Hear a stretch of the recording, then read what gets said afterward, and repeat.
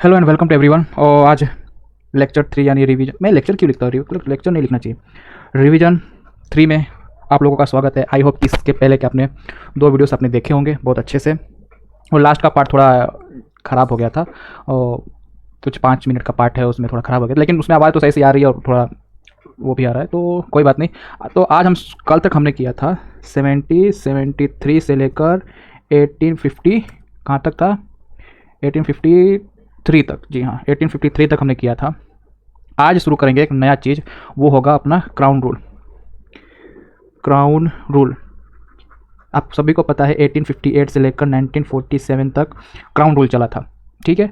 अब इसमें पहला एक्ट आता है government of India act 1858। Government of India act 1858। इसमें और 2 इम्पोर्टेंट चीज़ होता है, इसको कहा जाता है फर्स्ट इंडिपेंडेंस वॉर। क्यों? क्योंकि इसी में ही सेपोई म्यूटिनी मतलब सिपाहियों ने विद्रोह किया था, तो इसीलिए इसको सेपोई म्यूटिनी कहा जाता है। और दूसरा इसके अंदर पॉइंट था कि यहाँ पे गुड गवर्नमेंट, ऐसा जो ब्रिटिश की सरकार है वो कहने लगी कि अब यहाँ पे गुड गवर्नमेंट होगा। क्यों? क्योंकि यहाँ पे क्राउन का रूल होगा, डायरेक्ट क्राउन यहाँ पे रूल करेगा, इसलिए ठीक है। इसके कुछ फीचर्स के बारे में मैंने लिखा हुआ है, तो फीचर देख लेते हैं। फीचर्स देखिए, मैं बार बार नहीं बताऊंगा कि मैं ये वीडियो किस लिए बना रहा हूँ, इससे पहले कि मैंने वीडियो अपलोड किए हुए हैं, तो आप वहाँ पे जाके देख लीजिए। एक सेल्फ स्टडी चैनल है, शॉर्ट में बता देता हूँ, ये एक सेल्फ स्टडी चैनल है। और सेल्फ स्टडी चैनल में ऐसा है कि जो भी मैं लेक्चर्स पे पढ़ता हूँ उसको एक अच्छे से और नोट्स में प्रिसाइज करके रखता हूँ। उसी नोट्स का यहाँ पे आके एक बार थ्रोली स्टडी करता हूँ, और मैं चाहता हूँ कि अगर मैं जो स्टडी कर रहा हूँ वो आप लोगों को भी पता चल जाए। क्योंकि देखिए, जो महंगे महंगे कोचिंग से पढ़ाते हैं वही कंटेंट है, वो कंटेंट मैं आपके सामने ऐसे ही लेकर रख रहा हूँ बस। अगर आपको इसका फ़ायदा उठाना है तो सब्सक्राइब कर दीजिए। मैं चाहता हूँ कि आप सब्सक्राइब कर दें ताकि मेरा भी मोटिवेशन बना रहे, क्योंकि थोड़ा सेटअप वेटअप करने में थोड़ा टाइम लगता है।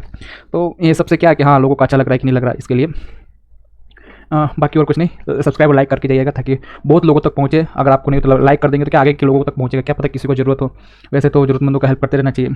कोई नहीं, हम अपने पॉइंट पे आते हैं। ये गाथाएं तो चलती रहती है कि सब्सक्राइब कर दो, वो कर दो, आपकी मर्जी है। मैं आगे स्टार्ट करता हूँ। तो फीचर क्या था इसका? तो फीचर था इसका कि हाँ, पहला फीचर तो ये था कि जो क्वीन है वही गवर्न करेगी इंडिया को। अब जब से इंडिया को भारत बोला गया है तब से तो इंडिया बोलने की इच्छा भी नहीं हो रही है, लेकिन चलो ठीक है।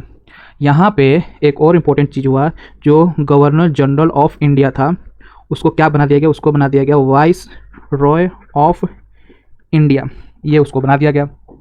और जो फर्स्ट वाइसरॉय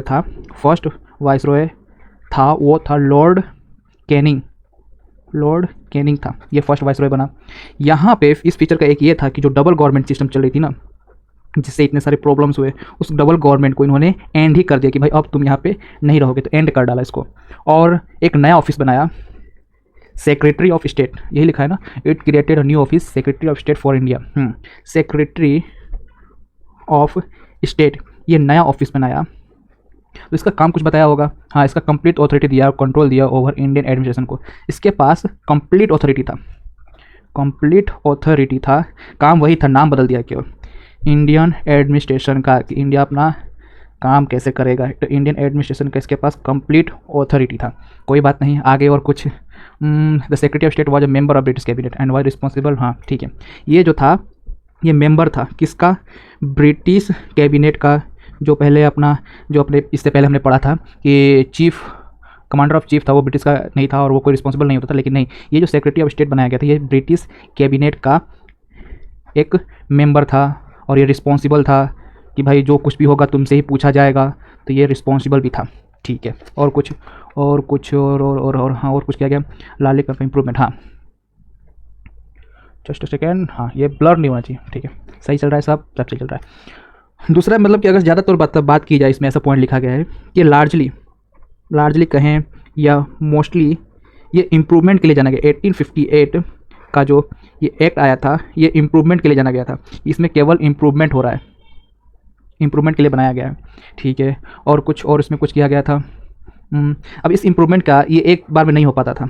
जो 1858 में जो ये लोग इम्प्रूवमेंट करना चाहते थे वो एक बार में नहीं हो पा रहा था, तो इसीलिए इसके लिए 3 काउंसिल एक्ट बने। तो एक पहला वाला लिख देता हूँ, इंडियन काउंसिल एक्ट बना पहला वाला 1861 में, और फिर दूसरा बना 1892 में, तीसरा बना 1909 में।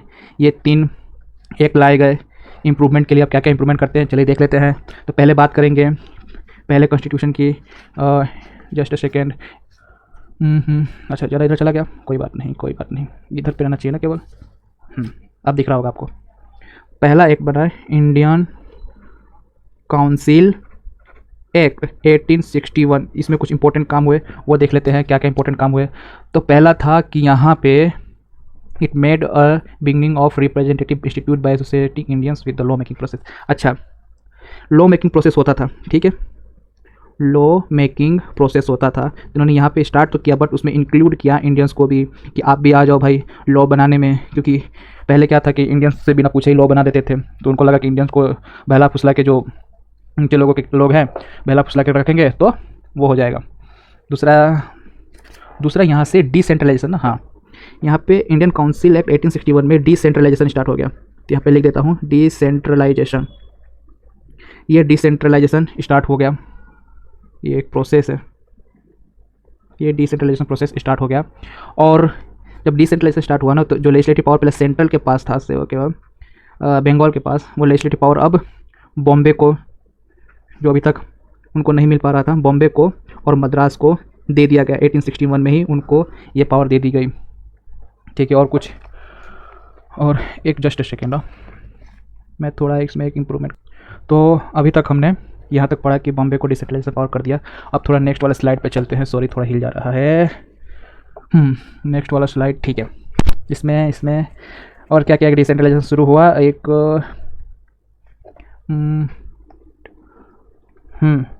और एक नए लेजिस्लेटिव काउंसिल्स क्रिएट किए गए, नए लेजिस्लेटिव काउंसिल्स क्रिएट किए गए। यहाँ पे लिख देता हूँ न्यू लेजिस्लेटिव काउंसिल क्रिएट किए गए। कहाँ कहाँ क्रिएट किए गए ये देख लेते हैं। नए नए लेजिस्लेटिव काउंसिल्स कहाँ कहाँ क्रिएट किए गए, जस्ट सेकेंड।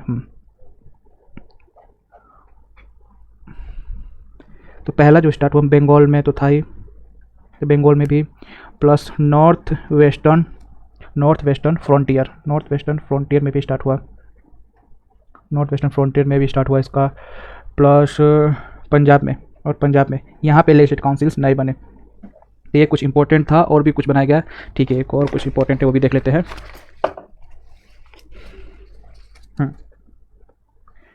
और इम्पोर्टेंट ऐसा था कि यहाँ पे वाइसरॉय जो था ना, वाइसरॉय उसको और भी एम्पावर कर दिया गया। किस चीज़ को लेकर, एक तो नया नया बना ही था, इसको एम्पावर कर दिया गया कि भाई आप रूल्स और ऑर्डर्स बना सकते हो, सिचुएशन को जानकर भाई तू रूल्स और ऑर्डर्स भी बना सकता है, ओके। और कुछ इंपॉर्टेंट 1861 की बात हो रही है। और कुछ, हाँ, और भी कुछ बात किया गया। और बात ये था कि इस समय लेजिस्लेटिव काउंसिल नहीं, सॉरी, पोर्टफोलियो सिस्टम बनाया गया। 1861 में ही पोर्टफोलियो सिस्टम का इंट्रोड्यूस है। पोर्टफोलियो का मतलब होता है रिस्पॉन्सिबिलिटी वाला, कि किसी को मैंने, जैसे कि IAS है तो उसका एक पोर्टफोलियो है कि भाई तुझे ये वर्क है, यानी रिस्पॉन्सिबिलिटी है, ये तुझे करना है, तो ये होता है पोर्टफोलियो सिस्टम इंट्रोड्यूस हुआ। और ये इसको पोर्टफोलियो सिस्टम किसने इंट्रोड्यूस किया था, तो लॉर्ड कैनिंग ने इंट्रोड्यूस किया था। लॉर्ड कैनिंग ने इंट्रोड्यूस किया पोर्टफोलियो सिस्टम 1859 में, लेकिन वो उतना उस समय सक्सेस नहीं था, लेकिन इस समय उसको ज़्यादा इम्पोर्टेंस दिया गया। ठीक है, हम ये वाला कर लेते हैं, ओके। दूसरा, वाइसरॉय के पास और एम्पावर किया गया कि वाइसरॉय जो होगा, एक मिनट, डेटे डिम नहीं होना चाहिए, ओके। आई होप अब सही है सब कुछ, ओके। तो वाइसरॉय को ऐसा बोला गया कि भाई आप जो है ना ऑर्डिनेंस भी लगा सकते हो, कभी अगर इमरजेंसी हो तो आप ऑर्डिनेंस भी इश्यू कर सकते हो, ठीक है। ये 1892 में ही बताया गया।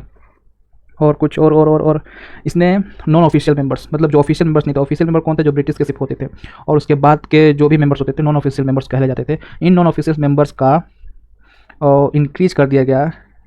नॉन ऑफिशियल मेंबर्स लिख देता हूँ यहाँ पे, हाँ, इंक्रीज कर दिया गया। और कहा गया कि भाई इसमें इंडियंस को इंक्लूड किया गया कि नहीं किया गया था, नहीं, सिर्फ इंक्रीज किया गया था सेंट्रल और प्रोविंस में, दोनों जगह पे, ऐसा नहीं कि सिर्फ एक जगह। तो अगर यूपीएससी क्वेश्चन पूछे तो सिर्फ सेंट्रल भी पूछ सकते हैं, तो यहाँ पे ओनली लगा सकती है, सिर्फ ओनली सेंट्रल में किया गया था, नहीं दोनों जगह किया गया था। सेंट्रल और प्रोविंस में भी नॉन ऑफिशियल मेंबर्स इंक्रीज कर दिए गए थे। और क्या है इंपॉर्टेंट, इसने इंक्रीज कर दिया था लेजिस्लेटिव काउंसिल का gap power budget and addition the question to legislative. Okay, इसमें यहाँ से लेजिस्लेटिव पावर का जो आज हमारा लेजिस्लेटिव चीज़ है वो बढ़ना क्यों है, तो यहाँ से पता चलता है कि लेजिस्लेटिव काउंसिल जो थी ना उसकी पावर यहाँ से बढ़ने लगी थी। क्यों? क्योंकि इस समय इसको पावर दे दिया गया कि आप बजट भी डिस्कस कर सकते हो, बजट भी डिस्कस कर सकते हो, ऐसा उन्होंने बताया। और यहाँ तक कि उस पर क्वेश्चन जो होगा वो भी आप पूछ सकते हो कि भाई ऐसा क्यों है, ऐसा क्यों नहीं हो रहा, तो क्वेश्चन भी आप पूछ सकते हो। अब आता है नया वाला, 1 मिनट, अब एक नया वाला एक्ट आता है जिसका नाम होगा Indian council act, Indian council act 1892। ये एक्ट आता है। इस एक्ट में क्या क्या बोला जाता है तो हम बता देते हैं कि इस एक्ट में क्या क्या था। हाँ, ये एक्ट आता है तो कहता है भाई इतने से काम नहीं चलेगा और नॉन ऑफिशियल मेंबर बढ़ाओ भाई, तो और नॉन ऑफिशियल मेंबर्स बढ़ जाते हैं। ठीक है, ये यहाँ पे भी सेंट्रल और प्रोविंस दोनों जगह बढ़ते हैं। इसने इंक्रीज कर दिया legislative council answer the question discussing the budget and addressing the question, तो ये तो पहले भी दिया था। ठीक है, इसमें जो क्वेश्चनिंग पहले बोला गया था ना कि आप क्वेश्चनिंग कर सकते हो किसके रिलेटेड, बजट के रिलेटेड, तो उसमें और पावर दिया कि और आप डिटेल में क्वेश्चन पूछ सकते हो इन सेंट्रल और प्रोविंस दोनों लेवल पे, ऐसा और बोला गया। और क्या क्या गया इसके अंदर, और इसमें कहा गया कि सेंट्रल लेजिस्लेटिव काउंसिल जो है वाइसरॉय का, वो रिकमेंडेशन होगा by the viceroy on the recommendation of provincial legislative and Bengal chambers. Okay, अब जो ये नॉन ऑफिशियल्स आएंगे ये रिकमेंडेशन पे आएंगे, रिकमेंडेशन पे आएंगे, हाँ इनको रिकमेंड किया जाएगा। आखिर रिकमेंड कौन करेगा, तो वाइसरॉय करेगा, इसको वाइसरॉय रिकमेंड करेगा, तब ये इस मेंबर्स में आ सकते हैं। ये बात तो समझ में आई। फिर जो प्रोविंशियल लेजिस्लेटिव काउंसिल है वो गवर्नर और अच्छा by that of the provincial legislative council by the governor on the recommendation of the district board। Okay, जितने भी प्रोविंस में जितने भी नॉमिनेशंस होंगे ना, प्रोविंस में जितने भी नॉमिनेशंस होंगे उनका कौन करेगा नॉमिनेशन, गवर्नर करेगा। गवर्नर, इसमें म्यूनसिपालिटीज़ भी आएंगी, म्यूनसिपालिटीज़ को भी इसके अंदर इंक्लूड किया जाएगा। ओके, और कुछ म्यूनसिपालिटीज़ को भी इंक्लूड किया जाएगा, यहाँ तक कि डिस्ट्रिक्ट बोर्ड होगा इसके अंदर, डिस्ट्रिक्ट बोर्ड। चलो ठीक है, ये हो गया। और कुछ इसके अंदर ले गया, तो दिस एक्ट में limited and indirect provision for the electing. हाँ, और यहाँ पे आप देख रहे हो कि नॉमिनेशंस हो रहे हैं, कुछ रिकमेंडेशन हो रहे हैं, तो यहाँ पे एक इनडायरेक्ट इलेक्शन का प्रोसेस स्टार्ट हो चुका है कि किसको इलेक्ट करना है किसको नहीं करना। यहाँ पे एक इलेक्शन का जो प्रोसेस है ना वो स्टार्ट हो चुका है, तो इनडायरेक्ट यहाँ पे इलेक्शन का प्रोसेस स्टार्ट हो चुका है। और कुछ है जो बोल सकते हैं द वर्ड, हाँ लेकिन इलेक्शन यहाँ पे लिख देता हूँ कि जो इलेक्शन वर्ड है वो यहाँ पे यूज नहीं हुआ, सिर्फ नॉमिनेशन हुआ, लेकिन हमें इस प्रोसेस से लगता है कि हाँ इलेक्शन का जो प्रोसेस है वो यहाँ पे स्टार्ट हो चुका है। अब 1909 आएगा, 1909 के बारे में देख लेते हैं कि 1909 में क्या हुआ था। तो इंडियन काउंसिल एक्ट 1909, ठीक है, इसमें क्या क्या हुआ था, तो यहाँ पे ये काफ़ी माना जाता है, लेकिन मैंने बताया था कि 1753 वाले में कम्युनिस्ट वॉर स्टार्ट हो गया था आई थिंक। लेकिन चलिए इसको, इस एक्ट को मोर्ले मिंटो रिफॉर्म भी कहा जाता है, मोर्ले मिंटो रिफॉर्म भी कहा जाता है।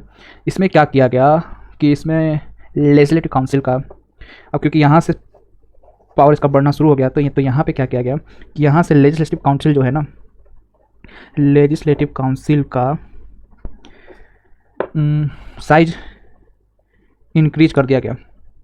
अब ये सिर्फ जो इंक्रीज किया गया ये सिर्फ प्रोविंस लेवल पे नहीं, प्रोविंस में ही नहीं बल्कि सेंट्रल में भी किया गया, दोनों जगह इसकी साइज़ को इंक्रीज कर दिया गया। ठीक है, और कुछ और इसमें ऐसा किया गया कि अब लेजिस्लेटिव काउंसिल जो है वो क्या कर सकती थी, वो एक सप्लीमेंट्री क्वेश्चंस होते हैं वो सप्लीमेंट्री क्वेश्चंस भी पूछ सकती थी पार्लियामेंट में। ओके, और कुछ यहाँ तक कि इसने जो पहले, ये तो एक लेजिस्लेटिव काउंसिल का हो गया, जो पहले एग्जीक्यूटिव जो काउंसिल होता था, जो एग्जीक्यूटिव काउंसिल होता था उसमें केवल ऑफिशियल्स यानी ब्रिटिशर्स ही बैठते थे, लेकिन अब इसमें इंडियंस को भी इंक्लूड किया गया कि भाई अब आप भी इसमें पार्ट ले सकते हो। ओके, यहाँ पे कुछ और दे रहे हैं, वहाँ से कुछ और ले रहे हैं।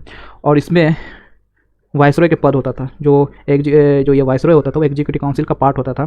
तो वाइसरॉय, तो पहला जो फर्स्ट इंडियन वाइसरॉय बने उनका नाम था सत्येंद्र, आई थिंक हाँ, सत्येंद्र प्रसाद सिन्हा।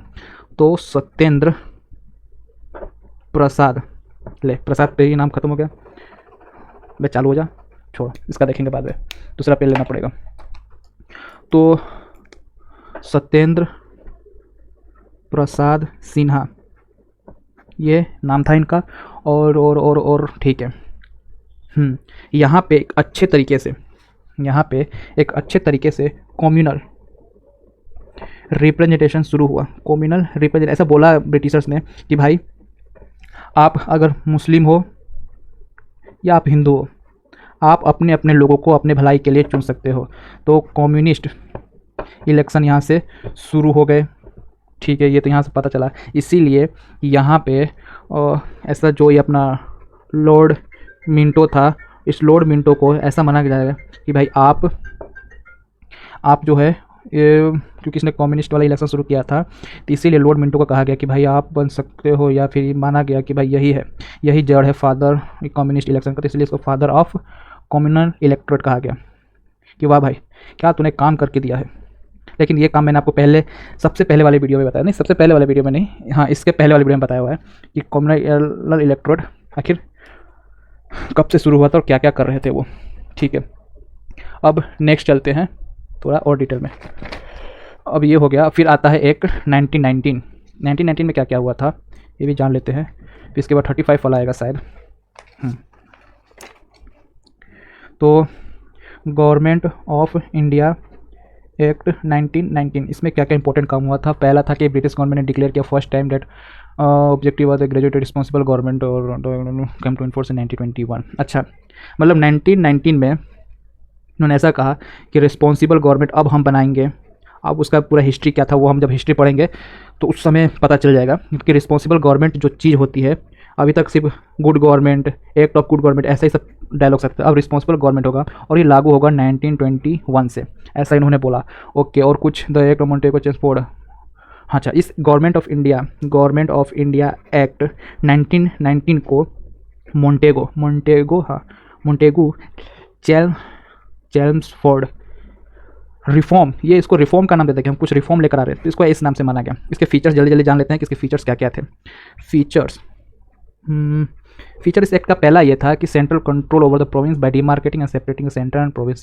अच्छा, जो सेंट्रल ज़्यादा से ज़्यादा हावी था ना प्रोविंसेस पे, अपना अपना पावर लगा के कहा कि ना भाई अब तू रिलैक्स हो जा, इसको सेंट्रल को रिलैक्स कर दिया गया और अब डिस्ट्रीब्यूट कर दिया कि सेंट्रल और प्रोविंस इन दोनों के जो सब्जेक्ट होंगे, सब्जेक्ट का मतलब ये किस किस चीज़ पर रूल करेंगे, इसको अलग अलग कर दिया गया। मतलब डिफरेंट का था, सेपरेट कर दिया गया, सेपरेट वर्ड यूज कर लेते हैं, तो इसको सेपरेट कर दिया गया, यहाँ पे आ रहा है, हाँ सेपरेट कर दिया गया।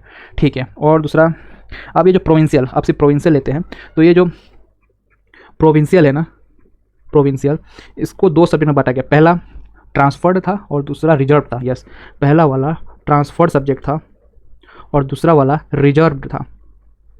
ओके, पहला वाला ट्रांसफर, दूसरा रिजर्व।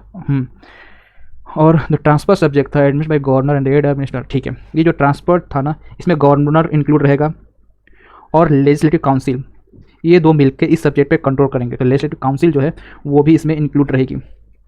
और जो रिजर्व था, रिवर्स का, इसमें गवर्नर तो रहेगा लेकिन इसके अंदर एग्जीक्यूटिव काउंसिल रहेगी, इसमें लेजिस्लेटिव काउंसिल नहीं रहेगी। तो इस तरीके से प्रोविंशियल सब्जेक्ट्स को अलग अलग किया गया। ओके, ये हो गया। ठीक है, और कुछ और रह गया कुछ।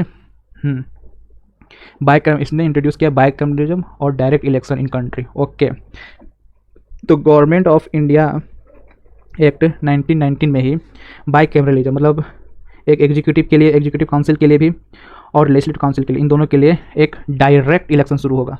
अब पहले इनडायरेक्ट होता था ना, अब डायरेक्ट इलेक्शंस शुरू होंगे। चलो ये भी मान लेते हैं कि डायरेक्ट इलेक्शन शुरू होंगे। तो मतलब 1919 से ही हमको इलेक्शन का राइट्स मिलना शुरू हो गया था। तो इस 2019 में कितना साल हो गया? 100 साल, मतलब 100 साल से ऊपर से हम डायरेक्ट इलेक्शन करने जा रहे हैं। अच्छा, तो लोग इसमें काफ़ी अच्छे हो ही जाएंगे। और इसमें रिक्वायर्ड किया गया कि अब ये जो बाइकैमरलिज्म था ना, इसको दो पार्ट में डिवाइड कर दिया गया। ये क्यों छोड़ रहा हूँ मैं? एक अपर हाउस होगा और एक होगा लोअर हाउस, जो आज भी ब्रिटिश ब्रिटेन में चलता है, और आई थिंक अमेरिका में भी यही चलता है, अपर हाउस और लोअर हाउस। ओके, और क्या किया गया था, तो इसमें required that 3 of the 6 member viceroy council were to be Indian. तो वाइसरॉय काउंसिल में जो वाइसरॉय का एग्जीक्यूटिव काउंसिल होता था ना, एग्जीक्यूटिव जो काउंसिल होता था उसमें 6 मेंबर रहते थे, ठीक है। तो 6 मेंबर में से अब जो 3 मेंबर होंगे ना वो इंडियंस होंगे। कौन होंगे? इंडियंस। बाकी के 3 ब्रिटिशर्स होंगे। ओके, और यहाँ पे देखिए जो एलाइट लोग हैं ना, जिनके अंदर बुद्धि है, मुझे ऐसा मतलब अभी तक जो पढ़ रहा हूँ ऐसा लग रहा है कि जो एलाइट, जिनके पास ब्रेन है, दिमाग है, उनको ये ब्रिटिशर्स अपना पावर देते जा रहे हैं, पावर गिवन, ऐसा मैं लिख देता हूँ। और जो नीचे के तबके थे, जो सिर्फ एक ग्रुप में रहते थे, जैसे आजकल को लोग रहते हैं ग्रुप में रहते थे, अब ये इलाइट लोगों को देख कर ही अपना ग्रुप में वाले लोग एक्शन लेते थे। तो इनको कुछ दिया और यहाँ से कुछ लिया, तो ये दे रहे हैं और ये कुछ यहाँ से ले रहे हैं। तो इनको क्या, और इसमें और क्या किया इन्होंने यहाँ पे, और जो कम्युनल इलेक्टोरेट था ना, जो कम्युनल इलेक्शन होता था उसको और भी ज़्यादा इन्होंने डीप कर दिया। डीप, हाँ। अब इसमें इन्होंने क्या किया कि भाई देखो, सिर्फ मुस्लिम और हिंदू ही नहीं है, यहाँ पे क्रिश्चियन भी है, यहाँ पे सिख भी है, यहाँ पे एंग्लो इंडियंस भी है, ये सब हो आप लोग यहाँ पे, यहाँ तक कि कुछ लोग यहाँ पे यूरोपियन भी है, यूरोपियन लोग भी हो यहाँ पे।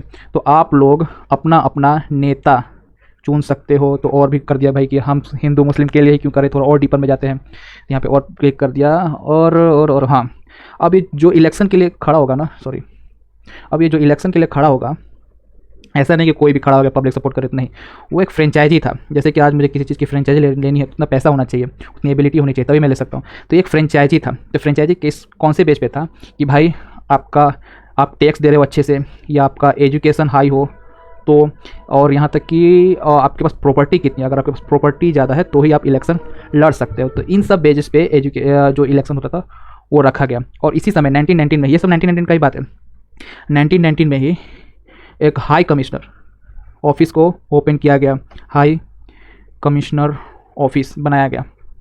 ओके, ये भी हो गया। और कुछ कहा गया, और हाँ, provided establishment of public service commission है, central public service setup. Okay, एक सेंट्रल पब्लिक सर्विस कमीशन बनाया गया इस समय। वो भी कहाँ बनाया गया? सेंट्रल पब्लिक सर्विस कमीशन बनाया गया 1926 में बनाया गया। ओके, और ये किस लिए बना था? सिविल सर्वेंट्स के लिए, सिविल सर्वेंट्स के लिए बना था कि भाई अब प्रोविंशियल लेवल से नहीं, अब सेंट्रल लेवल से ये सेंट्रल पब्लिक सर्विस काम करेगी। और सेपरेट किया गया प्रोविंशियल बजट को। अच्छा, पहले क्या सिर्फ जो बजट बनता था, जो भी बजट बनता था वो सेंट्रल के लिए बनता था, फिर सेंट्रल अपने हिसाब से करता था, लेकिन नहीं, अब अलग कर दिया गया। यहाँ पे लिख देता हूँ सेपरेट कर दिया गया प्रोविंशियल के। भाई प्रोविंशियल का मतलब एक समझिए जो आज स्टेट है ना, उस समय प्रोविंशियल कहा जाता था, तो प्रोविंशियल के लिए प्रोविंशियल बजट रखा गया, ठीक है। और कुछ अब आता है नया एक्ट, ये काफ़ी इंपॉर्टेंट है, और गवर्नमेंट ऑफ इंडिया 1935, ये एक काफ़ी ज़्यादा इंपॉर्टेंट है। पेन तो चल ही नहीं रहा है, कोई बात नहीं, इसी पेज पे लिख दें, नहीं इसको नए पेज से शुरू करते हैं।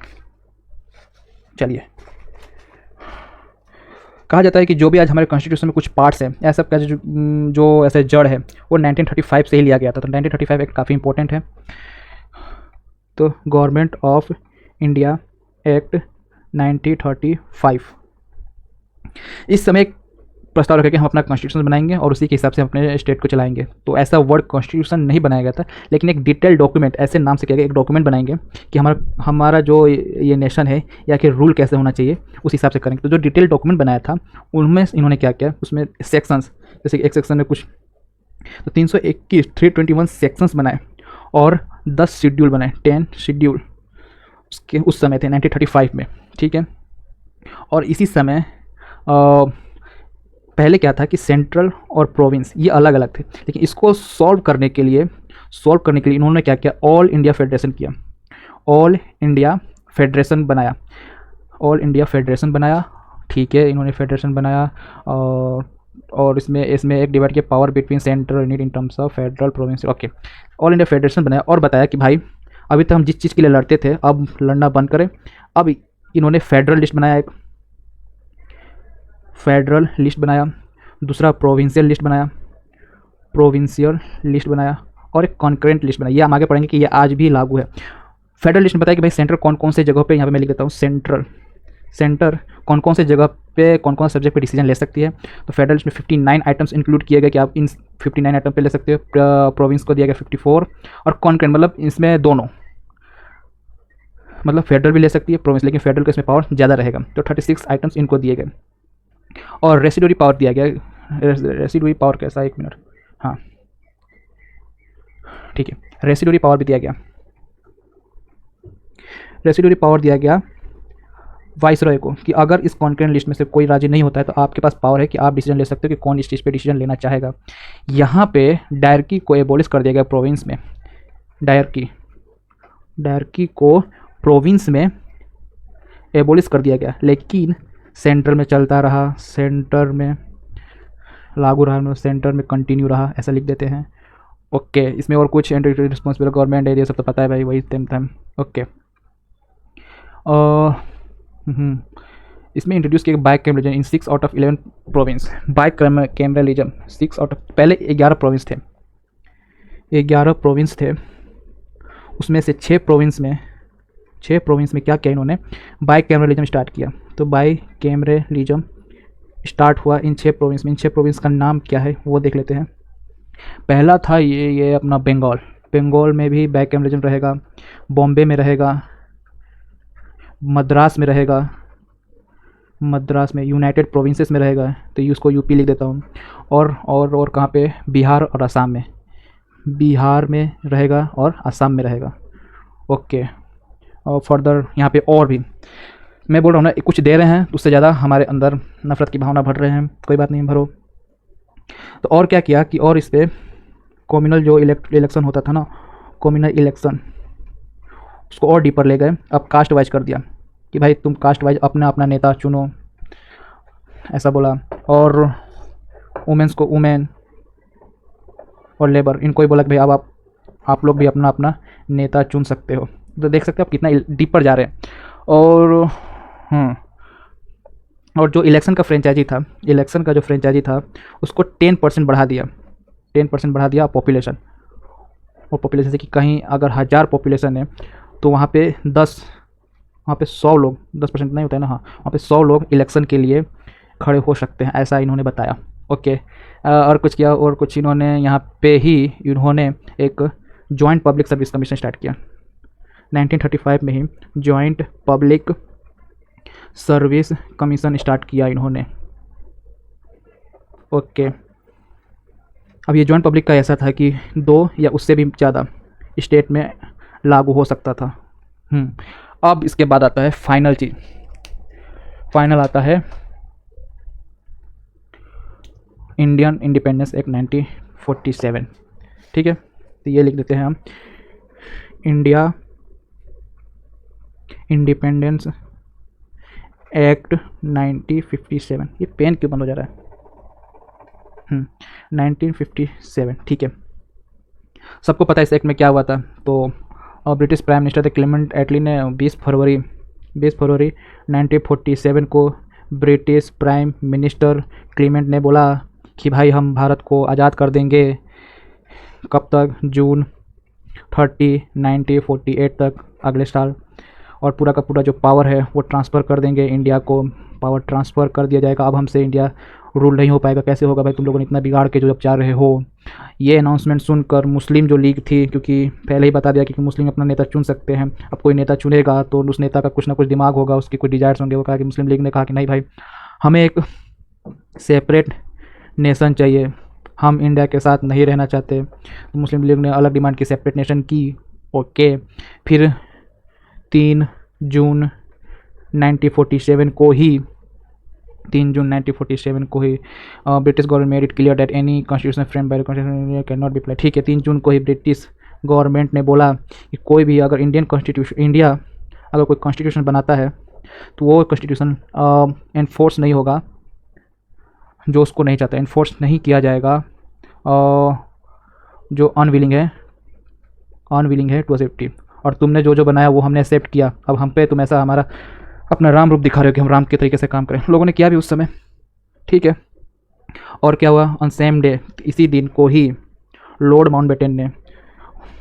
माउंटबेटन उसने शराब पी रखी थी मुझे लगा था उस दिन, वह उठा, वो एकदम पगला गया था। उसने कहा कि भाई लो, उसने एक पार्टीशन प्लान बनाया, लाइन खींच दी कि भाई ये हिस्सा मुस्लिम लीग का और ये हिस्सा हिंदू लीग का, पार्टीशन प्लान बना दिया उसी समय।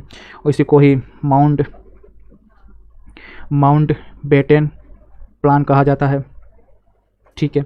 और कुछ भाई इस समय, और कुछ तो इस समय इतना इंपॉर्टेंट नहीं हुआ था। तो इसके बाद ये हुआ कि डायरेक्ट, यहाँ पे लिख देता हूँ, दूसरा पेज क्यों यूज करने जाऊँ।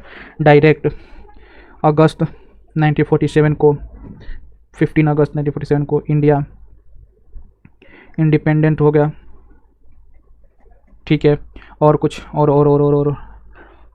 और यहाँ पे पाकिस्तान और इंडिया, ये सबको पता है, क्रिएट हुए। और कुछ इंपॉर्टेंट यहाँ पे ऐसा हुआ, अब dominion of Pakistan, dominion of India, अब सब फ्रीडम था कि कोई भी अपना कॉन्स्टिट्यूशन सेपरेटली बना सकता है। तो ये था 1947 की बात, क्या क्या हुआ क्या क्या नहीं हुआ। आई होप कि आपको ये अच्छा लगा होगा। अगर आपको ये नोट्स चाहिए होगा ना, नोट्स का ऐसे स्कैन किया हुआ, तो आप बोलिएगा कमेंट में, मैं वो भी आपको बता दूंगा कहाँ से आपको लेने का है। कोई पैसा वैसा नहीं है, ऐसा कुछ नहीं है मैं पैसे वैसे लेकर आपको नोट देने वाला हूँ। बाकी आपसे बस इतना ही कहना है कि अगर आप यहाँ तक हो तो सब्सक्राइब कर दीजिएगा। देखिए हम भी इंसान हैं, कोई सब्सक्राइब करता है, हमारा भी कभी ऐसे करके हमारा मेहनत ग्रो हो रहा है तो ऐसा लगता है कि हाँ चलो, वरना अपना तो काम है, कर रहे हैं। और लाइक भी कर दीजिएगा ताकि आगे के लोगों तक पहुँचे। तो इस चीज़ को यहीं बंद करते, 43 मिनट हो चुके हैं। चलिए मिलते हैं अगले रिवीजन क्लास में, या फिर स्टडी क्लास बोल सकते हैं, स्टडी क्लास में मिलते हैं। टिल देन, और आप जो करते हैं पढ़ाइए, अपना काम 100% दीजिए। ओके, चलिए मिलते हैं।